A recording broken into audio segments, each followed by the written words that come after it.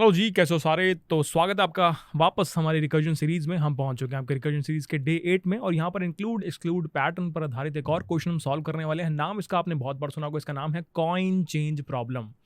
Coin change के साथ यहाँ पे 2 लिखा हुआ है, तो एक कॉइन चेंज का सेकंड वेरिएंट है। कायदे से हमें पहले फर्स्ट वेरिएंट करना चाहिए था, बट ये वाला वेरिएंट मुझे समझाने में ज़्यादा इजी लगता है, आपको समझने में ज़्यादा इजी लगेगा।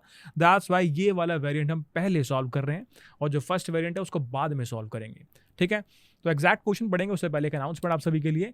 हमने रिसेंटली कोड हेल्प 1 लॉन्च किया है, entirely new platform code help के लिए, जहाँ पे DSA development project core subject इंटरप्रिपरेशन ये सभी के सभी आप एक सिंगल रूफ के अंडर पढ़ सकते हैं।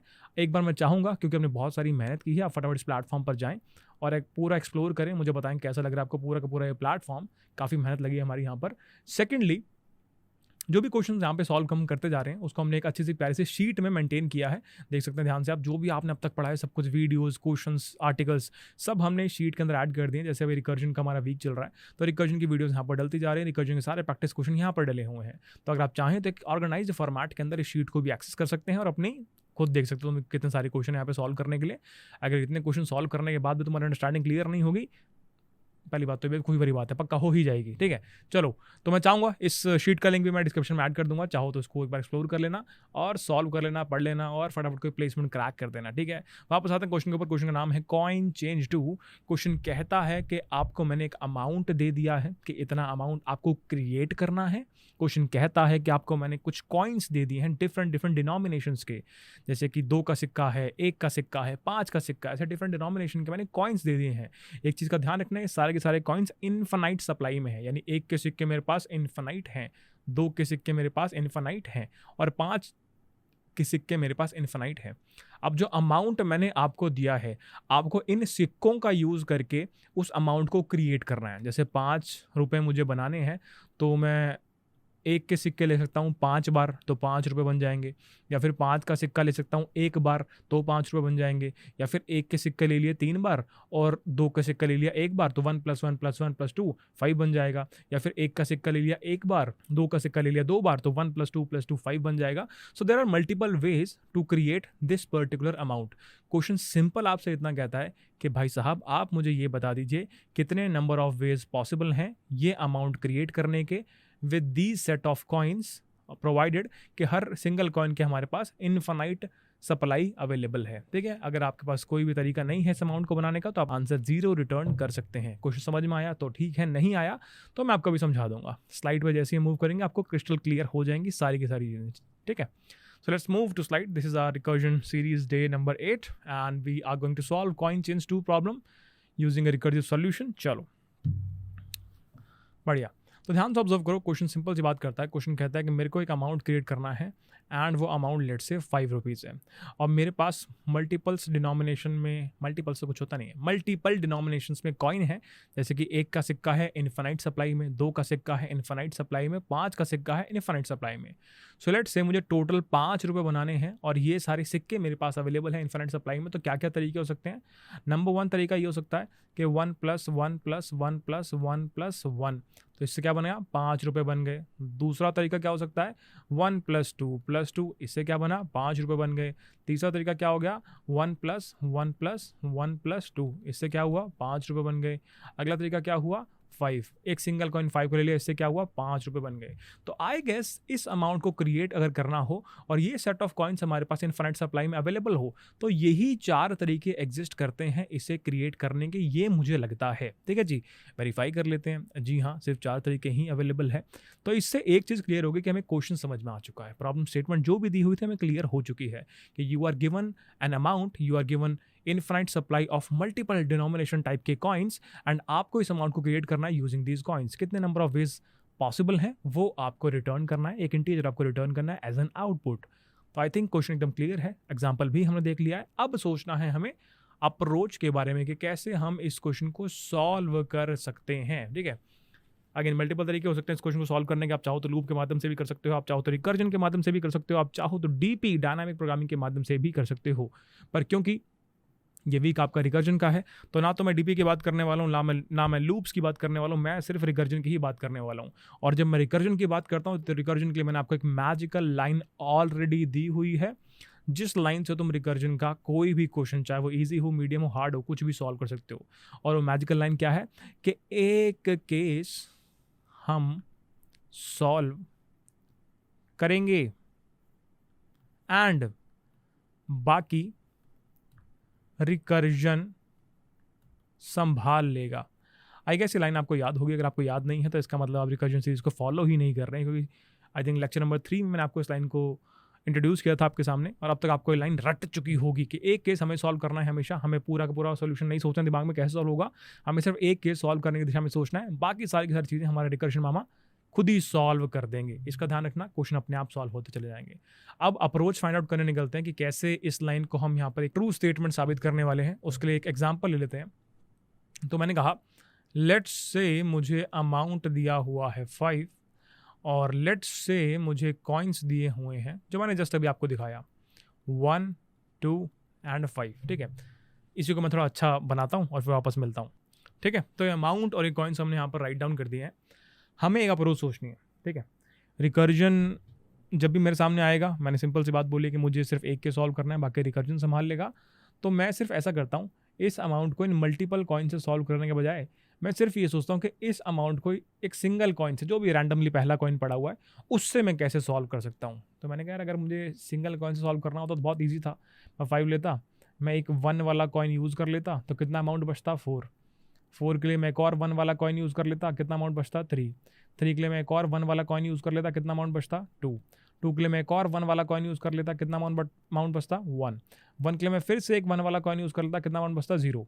तो 5 से 0 तक मैं पहुंच चुका हूं, और 5 से 0 तक की जर्नी में क्या यूज़ हुआ, 1 का कॉइन, 1 का कॉइन, 1 का कॉइन, 1 का कॉइन, 1 का कॉइन। तो इन शॉर्ट क्या मैं ये कह सकता हूँ कि 5 मेरा बना 1 + 1 + 1 + 1 + 1। जी हाँ, तो 5 को 1 के कॉइन से क्रिएट करने का क्या तरीका हमने निकाला, ये एक तरीका फाइंड आउट कर लिया है। ठीक है, तो एक चीज़ मुझे यहाँ पे एक और रियलाइज़ हुई कि जब मैं अमाउंट को उसकी एक्चुअल वैल्यू से 0 तक ले जाता हूँ, तो इस जर्नी में जितने भी कॉइन यूज़ हुए हैं उन सबको अगर मैं इन टोटल ले लूँ तो वो मेरा एक तरीका कहलाता है, उसको मैं एक तरीका काउंट कर सकता हूँ। So in short, rather than finding कि 5 कैसे बनेगा, मुझे ये तरीका फाइंड आउट करना है कि कैसे मैं इस 5 को 0 पहुंचा सकता हूँ, क्योंकि 5 से 0 की जर्नी में जितने भी कॉइन यूज़ हुए हैं वो एक तरीका कहलाता है। तो ये भी एक तरीका मैं सोच सकता हूँ क्वेश्चन को सॉल्व करने के लिए। ठीक है, चलो आगे बढ़ते हैं। तो मैंने कहा अभी मेरे पास शुरुआत में जो अमाउंट है वो है 5। ठीक है, इसको मुझे सॉल्व करना है। अब 5 को सॉल्व करने के लिए मेरे पास कॉइन्स कौन कौन से हैं, 1, 2 और 5। तो मैंने इसमें क्या किया, मैंने सबसे पहले 1 वाले कॉइन को इंक्लूड कर लिया कि अगर मैं यहाँ पर एक 1 वाला कॉइन यूज़ कर लूँ तो क्या होगा, अगर मैं यहाँ पे 1 वाले कॉइन को इंक्लूड कर लूँ तो क्या होगा, 5 बनाना था, एक का सिक्का यूज़ कर लिया तो बचा क्या, 5 - 1 4। बहुत ही बढ़िया। ठीक है, अभी हम सिर्फ ये वाला पार्ट समझ रहे हैं। ठीक है, अब दूसरा केस क्या बन सकता है कि मैं 1 वाला कॉइन एक्सक्लूड कर दूं। अगर 1 वाला कॉइन एक्सक्लूड करा है तो मैंने किसको इंक्लूड किया है, क्योंकि कोई ना कोई कॉइन तो यूज़ करना पड़ेगा ना इस अमाउंट को बनाने के लिए। हाँ बिल्कुल, तो मैंने 2 को इंक्लूड कर लिया। तो मैंने बोला अगर मैंने 2 का कॉइन यूज़ किया होता तो 5 बनाना है, 2 का कॉइन यूज़ किया है, कितना अमाउंट बचा, 5 - 2 3। बहुत ही बढ़िया। मैंने बोला अगर मान लो इसको भी एक्सक्लूड कर दिया होता तो मैं किसको इंक्लूड करता, ऑब्वियसली नेक्स्ट कॉइन को। नेक्स्ट कॉइन क्या है, 5। तो एक और कॉल मेरी यहाँ पर जा सकती है जहाँ मैंने 5 वाले कॉइन को इंक्लूड कर लिया। तो मैंने बोला 5 बनाना था, 5 का ही कॉइन था, 5 - 5 0 हो गया। तो ये एक केस है जो मैंने सॉल्व कर लिया है, ये मैंने एक केस सॉल्व कर लिया है कि अगर 5 में 1 का कॉइन यूज़ करूँ तो 4 बच जाता है, 5 में 2 का कॉइन यूज़ करूँ तो 3 बच जाता है, और 5 में 5 का कॉइन यूज़ करूँ तो 0 बन जाता है। ये मेरा एक केस है, इसको मैं एक केस कह सकता हूँ। अगर आप यहाँ पे चाहो तो मैं आपको इसको ऐसे मार्क करके भी दिखा सकता हूँ। कहाँ गया, ये रहा। ठीक है, यहाँ पे मैं इस प्रकार से इस पूरे को बोल सकता हूँ कि ये मेरा एक केस है। ये मेरा फुल सोल्यूशन, एंटायर सोल्यूशन नहीं है, पर इसको मैं एक केस कह सकता हूँ। ये मेरा एक केस है, आगे भी सॉल्व करना पड़ेगा, वो मैं तुम्हें करके दिखाता हूँ। पर तुम्हें समझ में आ गया, तुम्हें किसी भी अमाउंट को सॉल्व करना है तो पहले तुमने पहले वाले सिक्के को यूज़ कर लिया। अगर पहले वाले को यूज़ नहीं कर रहे हो तो दूसरे वाले सिक्के को यूज़ कर लो। अगर दूसरे वाले सिक्के को यूज़ नहीं कर रहे हो तो तीसरे वाले सिक्के को यूज़ कर लो। अगर इसको यूज़ नहीं करो तो आगे जो भी सिक्का है उसे यूज़ कर लो। ये स्ट्रैटेजी हो सकती है शायद, जब तक आंसर निकाल के लाता तब तक शायद ही बोलूँगा। ठीक है, तो मान लो अगेन क्योंकि रिकर्सिव कॉल है, रिकर्सिव कॉल ऐसे ऐसे ऐसे तो नहीं जाती है, वो ऐसे जाएगी, फिर इसको हम सॉल्व करने के बारे में सोचेंगे। तो इसका मतलब क्या है, इसका मतलब अभी जब मैं 4 पे आया तो मेरे पास पहली चॉइस क्या है, मैंने 1 वाले कॉइन को इंक्लूड कर लिया, तो 4 में से 1 गया 3। जब मैं 3 पे आया तो मैंने 1 वाले कॉइन को यूज़ कर लिया, 3 में से 1 गया 2। जब मैं 2 पे आया मैंने 1 वाले कॉइन को यूज़ कर लिया, 2 - 1 1। जब मैं 1 पे आया मैंने 1 वाले कॉइन को यूज़ कर लिया, 1 - 1 0। ध्यान से ऑब्जर्व करो, मैं इस 5 से इस 0 तक पहुंच चुका हूं। 0 को मैंने क्या बताया था कि यहाँ पर मैं मान सकता हूँ कि मेरा एक सॉल्यूशन, एक वे बन चुका है। तो क्या मैं इसे बेस केस ट्रीट कर सकता हूँ? जी हाँ, इसे मैं एक बेस केस ट्रीट कर सकता हूँ। बहुत ही बढ़िया। ऐसी जब मैं यहाँ पे आया, अभी रिटर्न क्या करना है वो समझा देता हूँ, क्योंकि 0 यहाँ पर आ चुका है। तो मैंने क्या कहा था, जब भी 0 आएगा तो उससे मुझे क्या पता लग जाता है कि यहाँ से यहाँ तक मैंने एक तरीका एक्सप्लोर कर लिया है सोल्यूशन निकालने का। तो मैं ये कह सकता हूँ कि यहाँ पर क्या हुआ, 0 आते ही इसने बोल दिया कि यार एक वे ना ये है, आंसर निकालें। क्या वे है? 1 + 1 + 1 + 1 + 1। एक तरीका ये है, एक तरीका मुझे पता लग गया। अब जब मैं वापस यहाँ पे आया, मैंने बोला 1 का कॉइन तो हमने इंक्लूड किया था, अब अगर मैं 2 का कॉइन इंक्लूड करूँ तो अब खुद सोचो, 1 अमाउंट बनाना है पर सिक्का 2 का है, 2 तो 1 से बड़ा है, तो क्या अमाउंट बन पाएगा? नहीं बन पाएगा। इसने क्या आंसर रिटर्न किया? 0। जब मैं यहाँ पे आया तो कौन सा कॉइन यूज़ करना होगा? 5 का कॉइन यूज़ करना होगा। अब मैंने बोला 1 अमाउंट बनाना है, सिक्का 5 का है, तो क्या अमाउंट बन सकता है? नहीं बन सकता, पॉसिबल ही नहीं है। यानी इसने क्या रिटर्न किया? 0। तो मैंने ऑब्जर्व किया कि ये वाला अमाउंट बनाने में कितना आंसर आया, यहाँ से एक तरीका आया, यहाँ से 0 तरीके आए और यहाँ से 0 तरीके आए। तो 1 + 0 + 0 कितना बना? 1 बना। तो यानी यहाँ तक का आंसर क्या निकल के आ रहा है? 1 निकल के आ रहा है। Very good. अब 2 के लिए मैंने एक यहाँ पे 2 का कॉइन यूज़ किया, क्योंकि जब 1 इंक्लूड किया था, अब 1 अगर मैं इंक्लूड ना करूँ तो मुझे नेक्स्ट कॉइन पे जाना पड़ेगा, दैट इज़ 2 का कॉइन। तो 2 - 2 0 0, मतलब मैंने एक और तरीका फाइंड आउट कर लिया। क्या है वो तरीका? 1 का कॉइन 1 का कॉइन 1 का कॉइन और 2 का कॉइन, यानी 1 + 1 + 1 + 2। तो मुझे एक और तरीका मिल गया, यानी मैंने यहाँ पे आंसर का रिटर्न कर दिया, 1 रिटर्न कर दिया। बहुत ही बढ़िया। ऐसे ही मैं आया 5 के कॉइन पे एंड मैंने क्या पाया, 2 बनाना है पर सिक्का 5 का है, बन नहीं सकता क्योंकि 5 बड़ा है 2 से। तो इसने क्या रिटर्न कर दिया? 0। यहाँ पे कितने वेज आए? 1। यहाँ पे कितने वेज आए? 1। यहाँ पे कितने वेज आए? 0। तो 1 + 1 + 0 इज़ 2। तो यहाँ 2 बनाने के मेरे पास कितने तरीके हैं ओवरऑल? ये फाइंड आउट कर लिया हमने, आंसर 2। तो इसने ऊपर 2 रिटर्न कर दिया। अब जब मैं 3 की बात करता हूँ, थोड़ा गंदा होता जाएगा रिकर्सिव ट्री, पर समझ में आना बहुत इंपॉर्टेंट है। अब जब मैं 3 की बात करता हूँ तो मेरे पास अगला कॉइन कौन सा है? 2 का कॉइन है। तो 3 जब -2 हो जाएगा तो आपके पास यहाँ पर 1 बचेगा। अब यहाँ पर मेन कैच है, अगर इस 1 वाले अमाउंट में आप फिर से 1 की कॉल मार दो तो आप बेवकूफ़ हो। आप फिर से 1 की कॉल नहीं मार सकते। क्यों? क्योंकि 1 के सिक्के जितने यूज़ होने थे वो उतने यूज़ हो चुके हैं। अब जब 3 से आप 2 वाला सिक्का चूज़ करना स्टार्ट कर चुके हो, तो इन शॉर्ट 2 पे आप तभी आए जब 1 के सिक्के को आपने ऑलरेडी बोल दिया कि अब तुम्हें यूज़ नहीं करेंगे। तो जब 2 का सिक्का यूज़ होना स्टार्ट हो गया तो इसका मतलब इस 2 के पहले जितने भी सिक्के हैं उन्हें मैं यूज़ नहीं करने वाला हूँ। बात समझ में आई? तो दोबारा यहाँ पे 1 का सिक्का नहीं चला सकते आप, इस बात का ध्यान रखना। तो जब मैं इस पे आया, जब मैंने देखा कि मैं 1 पे पहुंच चुका हूं, तो ऑलरेडी 2 का सिक्का चल रहा था, तो 1 2 या 2 के आगे वाले सिक्के ही मैं यूज़ कर सकता हूं। तो 1 में क्या मैं 2 का सिक्का यूज़ कर सकता हूं? नहीं, आंसर है 0। क्या मैं 5 का सिक्का यूज़ कर सकता हूं? नहीं, आंसर है 0। तो 1 बनाने का यहाँ पर कोई तरीका नहीं है, रिटर्न हो गया 0। तो यहाँ पे क्या निकल के आया? 2। यहाँ से क्या निकल के आया? 0। ऐसे ही मैंने यहाँ पे 5 का सिक्का देखा, 3 बना सकते हैं 5 के सिक्के से? नहीं बना सकते, आंसर आ गया 0। तो 2 + 0 + 0, तो 3 बनाने का मेरे पास कितने तरीके हैं? 3 बनाने के मेरे पास सिर्फ 3 बनाने के 3 ही तरीके हैं। तो 3 ने ऊपर क्या रिटर्न कर दिया? 3 ने रिटर्न कर दिया 2। ठीक है, ये 2 तरीके हैं। अब 4 ने जितने भी 1 के सिक्के यूटिलाइज करने थे ऑलरेडी कर लिए हैं। अब 4 निकला है क्या यूटिलाइज करने? 4 निकला है 2 के सिक्के यूटिलाइज करने। और मैं तुम्हें ऑलरेडी सिखा चुका हूँ, अगर 2 का सिक्का यूज़ होना शुरू हो चुका है वो तभी हुआ होगा जब 1 के सिक्के ऑलरेडी चूज़ हो चुके हैं और उसे अब आप चूज़ नहीं करने वाले हो। तो अब या तो 2 का सिक्का यूज़ करोगे या उसके आगे के सिक्के यूज़ करोगे, इस बात का ध्यान रखना। तो 4 - 2 किया, आंसर आया 2। फिर मैं यहाँ पे फिर से 2 का सिक्का यूज़ कर सकता हूँ, तो आंसर आया 0। तो जैसे ही 0 आया मैंने सोचा एक और सोल्यूशन मुझे मिल चुका है, दैट इज़ 1 का कॉइन 4 पे पहुंचे, 2 का कॉइन 2 पे पहुंचे, 2 का कॉइन। तो यानी तरीका क्या हुआ? 1 + 2 + 2, एक और तरीका मिल गया मुझे मेरे आंसर का। तो यहाँ पे रिटर्न हो गया एक और तरीका, दैट इज़ 1। क्या मैं यहाँ पे 5 का सिक्का यूज़ कर सकता हूँ? 2 5 से बड़ा है, नहीं कर सकते, रिटर्न हो गया 0। तो 1 + 0, ये वाला 2 बनाने के 1 + 0 दैट इज़ 1 वे है, तो इसने ऊपर रिटर्न कर दिया 1। बहुत ही बढ़िया। अब इस 4 ने एक और कॉल मारी, दैट इज़ 5 के कॉइन की। 5 4 से बड़ा है तो 5 जो है 4 को नहीं बना सकता, रिटर्न हो गया 0। यहाँ से आंसर रिटर्न हुआ था 2, यहाँ से आंसर रिटर्न हुआ है 1, यहाँ से आंसर रिटर्न हुआ है 0। तो 2 + 1 + 0 इज 3। तो 4 बनाने के ओवरऑल 3 वेज हैं, इस बात का ध्यान रखना। तो ये एक ब्रांच हमने सॉल्व कर ली है इस पूरी कहानी के। तो हमने जस्ट अभी फाइंड आउट किया कि जब मैं 5 को सॉल्व करता हूँ और 1 का कॉइन यूज़ कर रहा हूँ, तो ये जो 4 वाला सॉल्यूशन है, तो ये 4 बनाने के मेरे पास 3 तरीके हैं। ये वाली ब्रांच का आंसर मेरे पास आ चुका है। ऐसे ही मैंने बोला, जब मैं 5 बनाने के लिए 2 के कॉइन का यूज़ करता हूँ, तो मेरे पास 5 - 2 दैट इज़ 3 अमाउंट मुझे बनाना है। अब क्योंकि 2 का कॉइन मैंने यूज़ करना शुरू कर दिया, तो इसका मतलब क्या है, ये वाला कॉइन अगर आप यूज़ कर रहे हैं तो ऑब्वियसली इसके पीछे के सारे कॉइन आप नेग्लेक्ट कर चुके हैं, तभी यहाँ तक पहुँच पाए हैं। तो इसके बाद नीचे आपके पास सिर्फ 2 ही ऑप्शंस हैं, या तो आप 2 का कॉइन यूज़ करेंगे या तो आप 5 का कॉइन यूज़ करेंगे।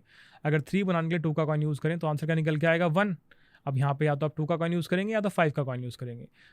1 2 से नहीं बन सकता, रिटर्न हो गया 0। 1 5 से नहीं बन सकता, रिटर्न हो गया 0। 0 + 0 रिटर्न हो गया 0। 3 5 से नहीं बन सकता, रिटर्न हो गया 0। तो 3 बनाने के लिए 0 + 0 दैट इज 0 तरीके यहाँ पे रिटर्न हो गए। तो दूसरी ब्रांच का भी सॉल्यूशन आ चुका है। यहाँ से आंसर आ रहा है 3, यहाँ से आंसर आ रहा है 0। अब लास्ट ब्रांच को सॉल्व कर लेते हैं। तो 5 को जब आपने 1 के कॉइन से सॉल्व करने की कोशिश की तो अमाउंट बना 4। इसको हमने जस्ट अभी इस वाले ट्री के अंदर सॉल्व करके देखा, तो हमारा आंसर क्या निकल के आया, हमारा आंसर निकल के आया 3। बहुत बढ़िया। 5 को जब 2 के कॉइन से सॉल्व करने की कोशिश की तो आंसर क्या, अमाउंट क्या बचा, 5 - 2 3। और इसको हमने जस्ट अभी सॉल्व करके देखा, यहाँ पे इस रिकर्सिव ट्री में आंसर क्या निकल के आया, आंसर निकल के आया 0। और 5 को अगर मैं 5 के ही कॉइन के साथ सॉल्व करने की कोशिश करूँ तो 5 - 5 0 बन गया। और जब भी 0 आता है इसका मतलब आपको एक तरीका मिल चुका है आंसर निकालने का। तो आपने एक सिंगल 5 कॉइन यूज़ करेंगे तो 5 अमाउंट बन जाएगा। तो यहाँ से क्या रिटर्न हो गया, 1। ओवरऑल आंसर 5 का क्या बना, 3 + 0 + 1। तो 5 अमाउंट अगर मुझे क्रिएट करना है तो मेरे पास कितने तरीके हैं उसके, 3 + 0 + 1 दैट इज 4। ठीक है, ये डिस्टिंक्ट वेज है, ध्यान रखना, ये डिस्टिंक्ट वेज है, इसमें कोई भी वे डुप्लीकेट नहीं होगा। सारे यूनिक तरीके हैं 5 अमाउंट क्रिएट करने के। यूनिक कैसे आए, जो तरीका हमने अभी फाइंड आउट किया ना, कि अगर मेरे पास इस प्रकार से कॉइन है 1, 2, 5, और अगर मैंने कहीं पर 1 का कॉइन यूज़ कर लिया है तो उस वाली कॉल पे आगे भी मैं 1, 2, 5 इन तीनों कॉल्स को यूज़ कर सकता हूँ। अगर कहीं पर मैंने 2 का कॉइन यूज़ कर लिया है तो उस अमाउंट की कॉल में अब मैं 1, 2, 5 में से 1 वाली कॉल यूज़ नहीं कर पाऊंगा, 2 वाली कॉल और 5 की कॉल यूज़ कर पाऊंगा।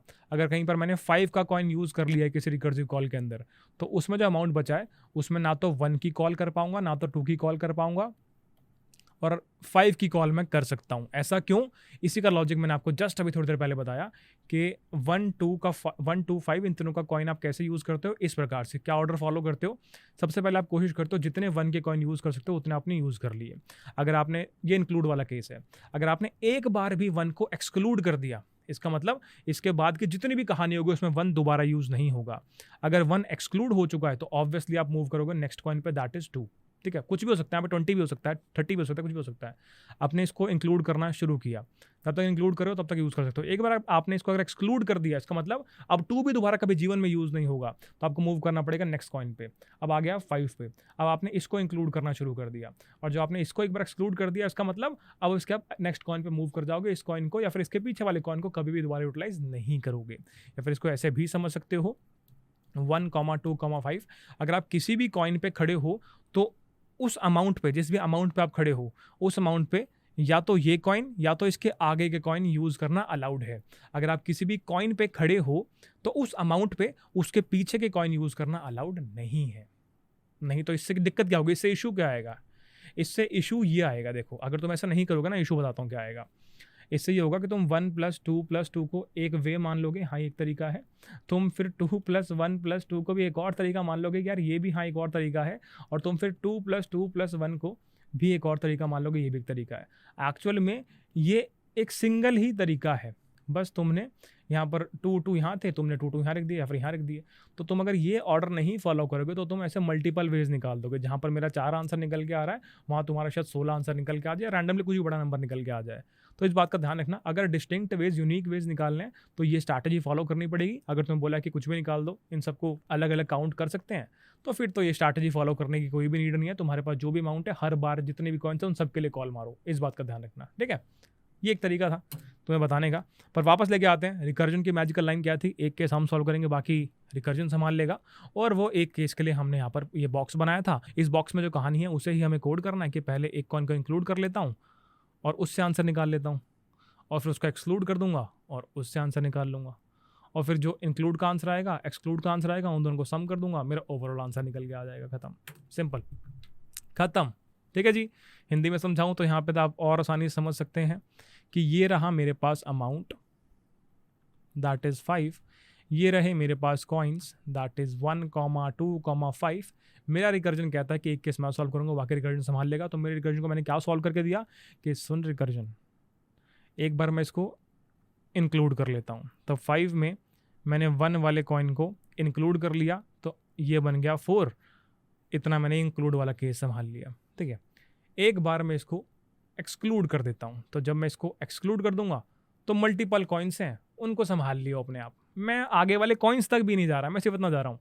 एक बार मैं इसको इंक्लूड कर लूँगा, ये वाला केस मैं देख लूँगा, और एक बार मैं इसको एक्सक्लूड कर दूंगा, उस वाले केस को तू देख लियो अपने आप। मैं एक ही केस सॉल्व कर रहा हूँ, बाकी तो संभालता रहियो अपने आप। सिंपल कोड करूँगा, समझ में अच्छे से आ जाएगा, अभी चिंता मत करना। ठीक है,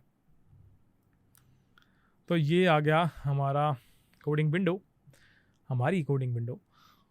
और अमाउंट मेरे पास है, कॉइन्स मेरे पास है, मेरे पास ये एरे है। तो एरे पे मूव करने के लिए मुझे किसकी नीड पड़ने वाली है? ऑब्वियसली मुझे एक इंडेक्स की नीड पड़ने वाली है। यहाँ नहीं लिखना है इसको, यहाँ लिखना है इंडेक्स इज इक्वल 0। ये इंडेक्स किसके लिए है? कॉइन्स वाले एरे पे मूव करने के लिए।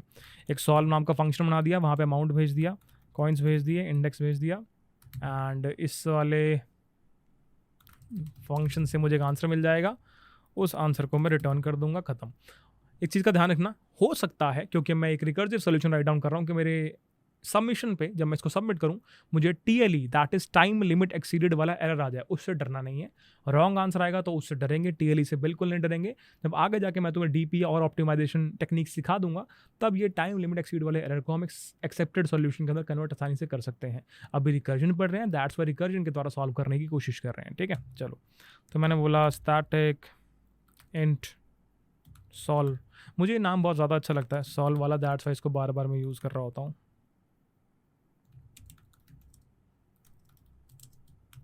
चलो, ये फंक्शन मैंने राइट डाउन कर लिया है। अब सोचते हैं क्या करना है।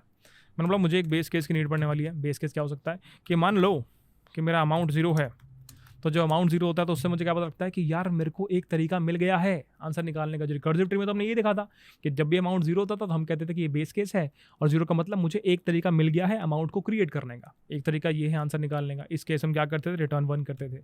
एक और तरीका क्या हो सकता है कि 0 अमाउंट कैसे बनाओगे? कोई भी सिक्का चूज़ नहीं करूँगा। तो 0 अमाउंट बनाने का क्या तरीका है? एक तरीका है, और वो तरीका क्या है? कोई भी सिक्का चूज़ मत करो। तो एक केस मेरा ये हो सकता है। क्या मेरे पास कोई और तरीका पॉसिबल है? अभी तो समझ में नहीं आ रहा, इतना ही समझ में आ रहा है। ठीक है, और क्या कर सकते हैं? अब एक केस हम सॉल्व करेंगे, एक केस हम सॉल्व करेंगे, एंड बाकी रिकर्जन संभाल लेगा। तो उसके लिए क्या करना है? मुझे एक इंक्लूड वाले केस का आंसर निकालना है, मुझे एक एक्सक्लूड वाले केस का आंसर निकालना है। अगर मैं करंट वाले सिक्के को इंक्लूड कर लूँ, ऐसा सोचते हैं, अगर मैं बोलूँ कि इंक्लूड का आंसर निकाल लिया जाए,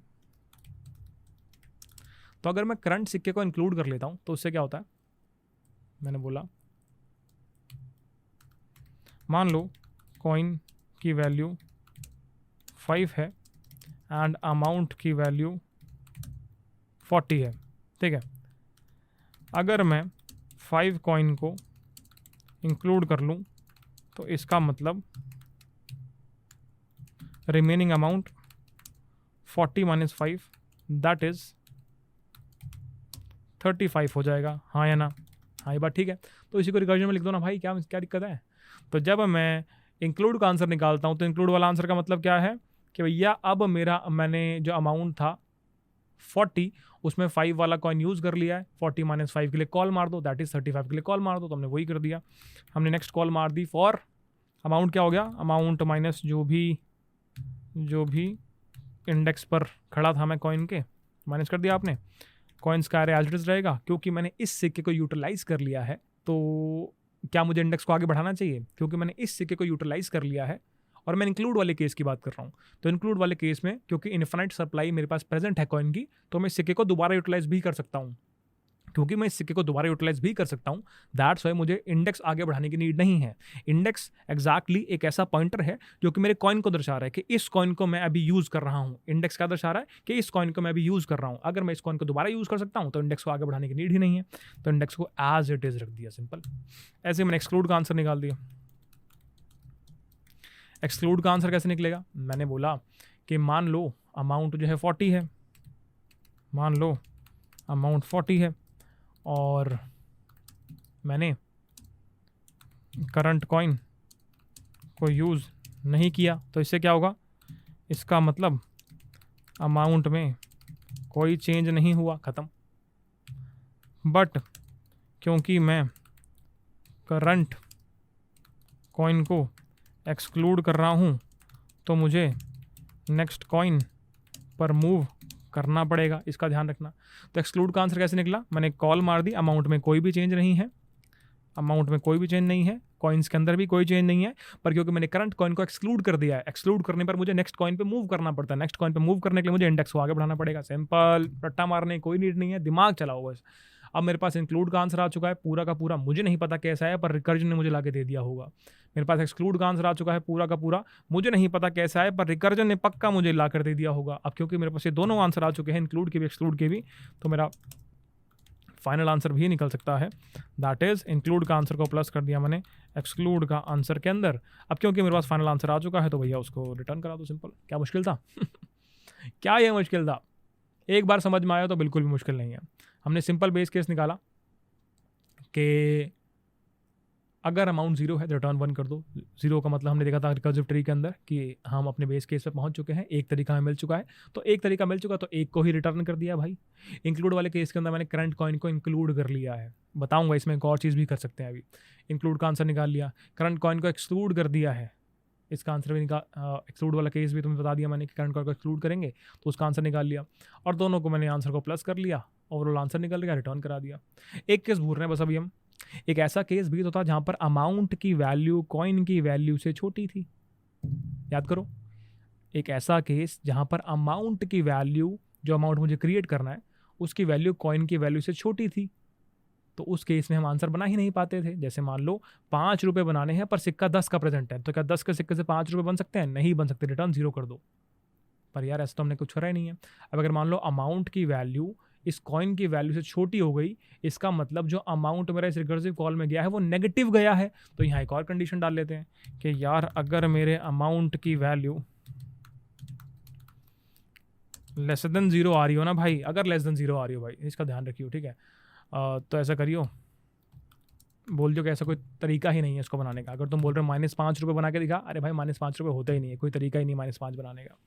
एक तरीका ये भी हो सकता है, या फिर एक और तरीका भी हम कर सकते हैं कि हम इंक्लूड की कॉल मारें ही तब जब एक वैलिड अमाउंट बनता हो। जब अमाउंट को इस प्रकार से माइनस करें ना आप, तो एक वैलिड अमाउंट बनता हो तब इंक्लूड की कॉल मारे, वो भी एक तरीका हो सकता है। पर हमने इस प्रकार से चूज कर लिया कि अगर 0 अमाउंट बनाना है तो यानी बेस के सेट हो गया, एक तरीका है इसको बनाने का, रिटर्न 1 कर दिया। अगर नेगेटिव अमाउंट है तो भाई नेगेटिव अमाउंट तो होता ही नहीं कुछ भी, रिटर्न 0 कर दो। तो बेसिकली बेस केस चेक करने के लिए हमने यहाँ पर अमाउंट 0 चेक कर लिया, अमाउंट 0 है, इसका मतलब बेस केस रीच हो गया है, हमें एक तरीका मिल चुका है आंसर बनाने का, दैट इज रिटर्न 1 हमने यहाँ पर कर दिया है। अगर अमाउंट 0 है तो नेगेटिव अमाउंट एग्जिस्ट करता ही नहीं है, तो इसको बनाने का कोई तरीका पॉसिबल ही नहीं है, दैट्स वाई रिटर्न 0 कर दिया। हम यहाँ पे चाहें तो एक और बेस केस भी ऐड कर सकते हैं, क्योंकि हमने इंडेक्स का यूज़ किया, इंडेक्स हमारा कॉइन्स वाले एरे पे ट्रैवर्स कर रहा है। तो एक और चीज़ तुम चाहो तो ऐसे भी कर सकते हो कि अगर मेरा इंडेक्स जो है वो ग्रेटर देन इक्वल टू हो गया कॉइन्स डॉट लेंथ के, तो भैया ये भी, क्योंकि मैं कॉइन्स वाले एरे से बाहर निकल चुका हूँ, मेरे सारे कॉइन खत्म हो गए हैं। अगर मेरे सारे कॉइन खत्म हो चुके हैं और मैं स्टिल अमाउंट को 0 तक नहीं पहुँचा पाया हूँ, सोल्यूशन नहीं मिला है, तो कोई तरीका नहीं है आंसर बनाने का, दैट इज रिटर्न 0। ठीक है, ये बात भी समझ में आती है।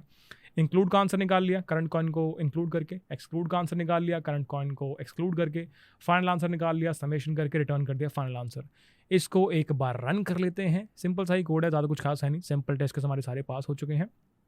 क्योंकि यहाँ पर ऑब्जर्व करने की कोशिश करोगे तो इंक्लूड एक्सक्लूड की कॉल है, रिकर्सिव पैटर्न से क्वेश्चन सॉल्व किया है। तो एक्सपोनेंशियल टाइम कॉम्प्लेक्सिटी के अंदर हमारा ये सोल्यूशन हमने, मतलब ये सोल्यूशन जो हमने राइट डाउन किया है, इसकी एक्सपोनेंशियल टाइम कॉम्प्लेक्सिटी है। स्पेस कॉम्प्लेक्सिटी आप मुझे बताएंगे कमेंट सेक्शन के अंदर। एंड फाइनली हमने इस क्वेश्चन को सॉल्व कर लिया है सक्सेसफुली। कॉम्प्लेक्सिटी चेक करना चाहें तो एक्सपोनेंशियल होनी चाहिए, बिल्कुल सही।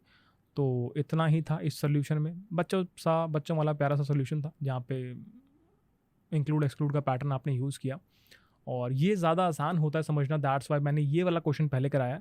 कॉइन चेंज का जो फर्स्ट वेरिएंट है वो थोड़ा सा मुझे लगता है कि यार वो बाद में करना चाहिए, ये वाला पहले करना चाहिए, दैट्स वाई आपको पहले ये करा दिया। अमाउंट 0 है, रिटर्न 1 एक तरीका मिल चुका है। अमाउंट लेस देन 0 है, अमाउंट होता ही नहीं है नेगेटिव, रिटर्न 0। इंडेक्स कॉइन से बाहर निकल चुका है, कॉइन्स खत्म हो गए हैं, रिटर्न 0। कोई और तरीका नहीं आंसर बनाने का।